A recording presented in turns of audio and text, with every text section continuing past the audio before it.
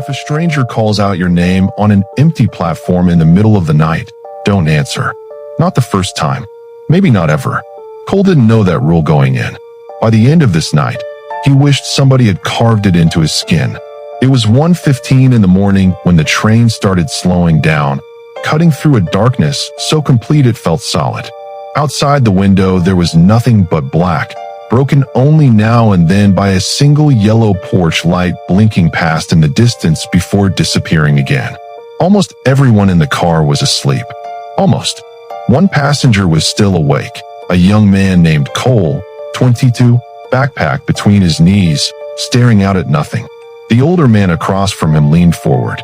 "Where you headed this late, son?" "Ashwood Junction. My uncle called me out of nowhere. Family thing." The old man's face changed. Something behind his eyes went quiet and serious. "At night?" "Yes, sir." The man studied him for a long moment. Then, low enough that Cole almost missed it. "If anyone at that station calls your name, don't answer the first time." Cole laughed it off. "Come on, man, don't start with that stuff." The old man didn't answer.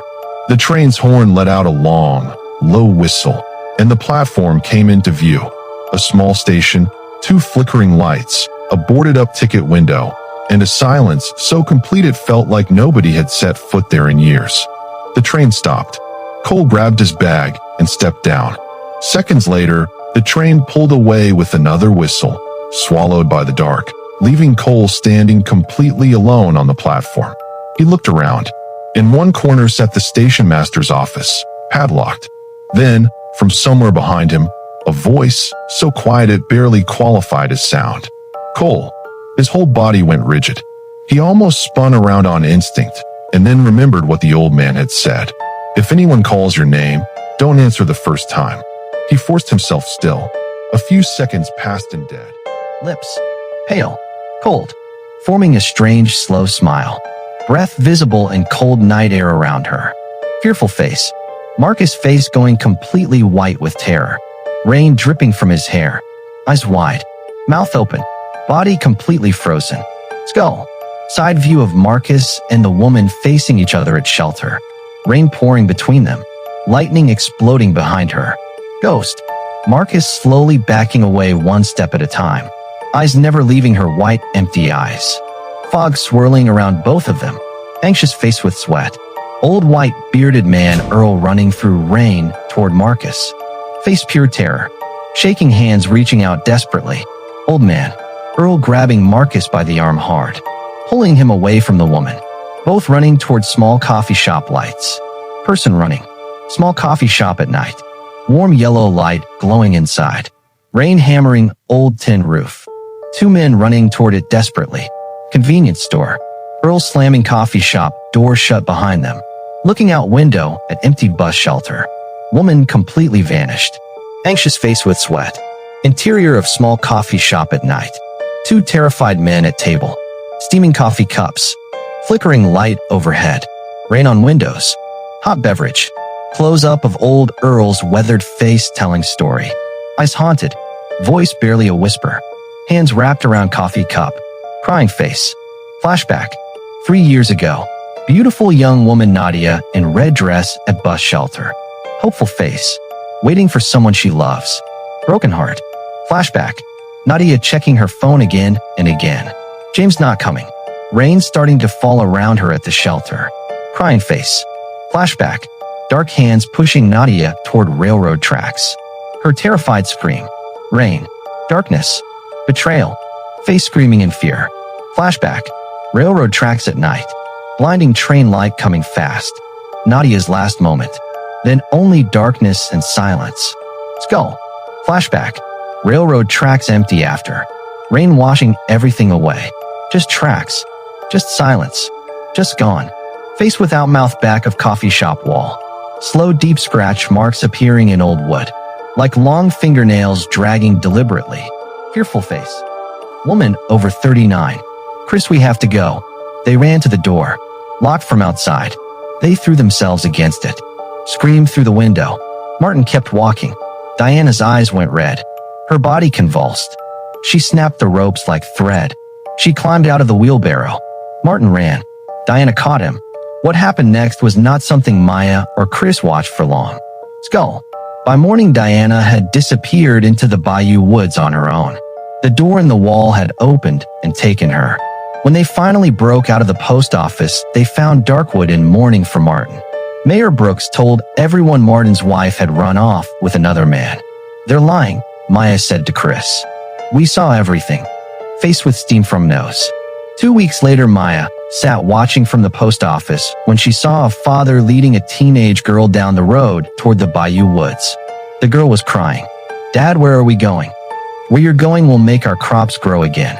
We'll heal your mother." Maya and Chris ran out and cut them off at the tree line. Face with steam from nose. "Stop. Right now." The man, his name was Martin Jr., looked at them with hollow eyes. "This is our custom. Your custom is sending 17-year-old girls into that thing," Maya said, "and then dragging them back when they turn 40. Tell me what is actually happening here." Pouting face. Martin Jr. looked at his daughter, then at the ground. He told them everything.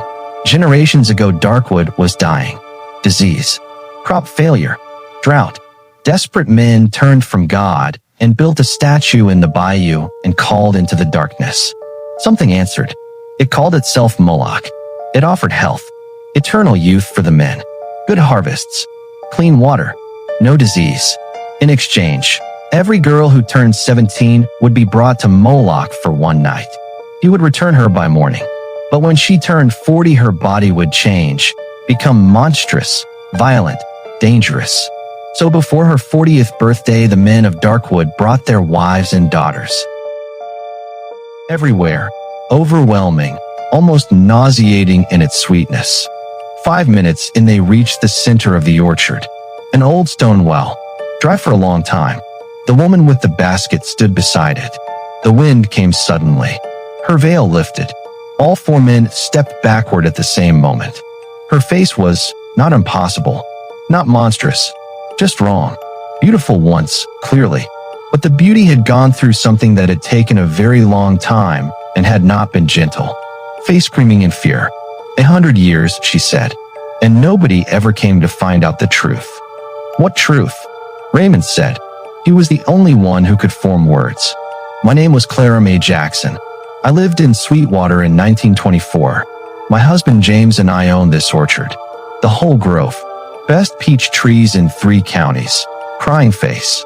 She looked up at the trees around them. In the dark, her expression was something Raymond would spend years trying to describe to people and never quite managing it. Some men in town wanted this land. Valuable land, good soil, right location. They came one night in August. They killed James first. When I fought back, she paused. They put me in this well. She placed one hand on the stone edge of the well. Her fingers were pale, almost translucent in the dark. They told everyone we'd sold the land and moved north. The orchard was divided up. The town moved on. Nobody looked for us. Nobody asked. Broken heart. The men who did this, Henry said carefully. They're dead now. 100 years ago. Their children farmed our land, Clara said. Their grandchildren sold it. Their great-grandchildren are living on money that came from our murder. The sin didn't die when they did. But the people you've been killing, Raymond said. They're not related to any of that. Clara went still. Tommy Briggs, Raymond said. His family came to Sweetwater in 1987. He had nothing to do with what happened to you. The Hendersons, the Kowalski family. None of them were here in 1924, faced with steam from nose. I needed, she started. You need. The Black Grimoire, A Night in Savannah. Subscribe and watch more horror stories on Knock Knock Horror. Dark clouds churned across the sky that evening. The wind had turned cold and restless, carrying the unmistakable smell of an approaching storm. In a dense forest just outside Savannah, Georgia, a small crew of construction workers had been digging into the earth for nearly 3 days, following the orders of a strange, wealthy man who had hired them through a local contractor. Deep in those woods stood an old plantation mansion, abandoned for over a century, its windows broken, its walls choked with vines. Locals avoided the place. Some said it was cursed. Others simply said it was unlucky. But the man who hired the workers didn't care about superstition. His name was Nathan Cole, Boss, one of the workers called out, wiping sweat and rain from his face. The weather's getting worse. Maybe we should stop and finish tomorrow. Nathan didn't even turn around. No, he said flatly. Whatever's down there comes up tonight. The workers exchanged uneasy glances. They'd been digging for days without finding anything except rocks and roots, and the constant unease of working near that mansion was wearing on them. We've dug so much already, another worker muttered. There's nothing here. What is he even looking for?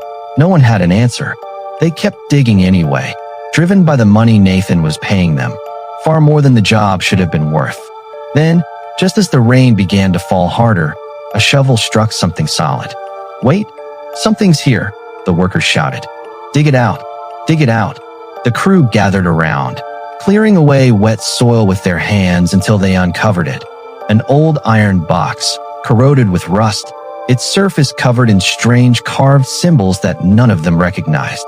Just looking at it sent a chill through the group. This thing looks evil, one worker whispered, stepping back. I don't like this. Move, Nathan snapped, shoving.